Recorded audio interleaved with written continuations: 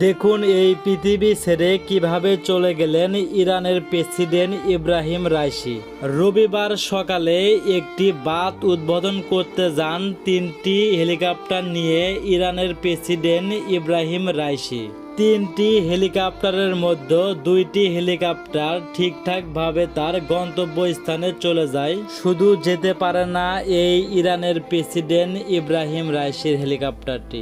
আমরা মুসলিম বিশ্বের একজন শক্তিশালী শাসককে হারাইলাম আজকে, যিনি কখনো পশ্চিমা অপশক্তির কাছে মাথা নত করেননি। আজকের দিনটা মুসলমানদের জন্য একটি মর্মান্তিক দিন। মুসলিম বিশ্বের আরেকটি বীর যোদ্ধাকে হারাইলাম আজকে।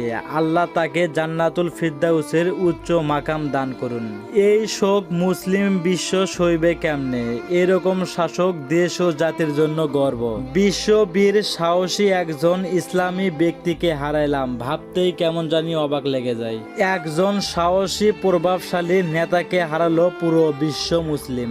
আপনার এইভাবে চলে যাওয়া আমরা কোনো মতেই মেনে নিতে পারছি না, তবে আপনাকে আমরা সারাটি জীবন মনে রাখবো। কাপুরুষের এই পৃথিবীতে আপনার নামটাই অমর হয়ে থাকবে। এই নির্মম সময়ে ইতিহাসের পৃথিবীতে একদিন লেখা হবে, সেই ইতিহাসের নায়কের পাতায় আপনার নামটাই লেখা থাকবে। আমরা সাক্ষী দিচ্ছি, যখন মুসলিম বিশ্বের বেশিরভাগ নেতা কাপুরুষের মতো হাতে চুরি পরে বসেছিল, সেই সময় আপনি লড়াই করে বীরের মতো চলে গেছেন এই পৃথিবী ছেড়ে।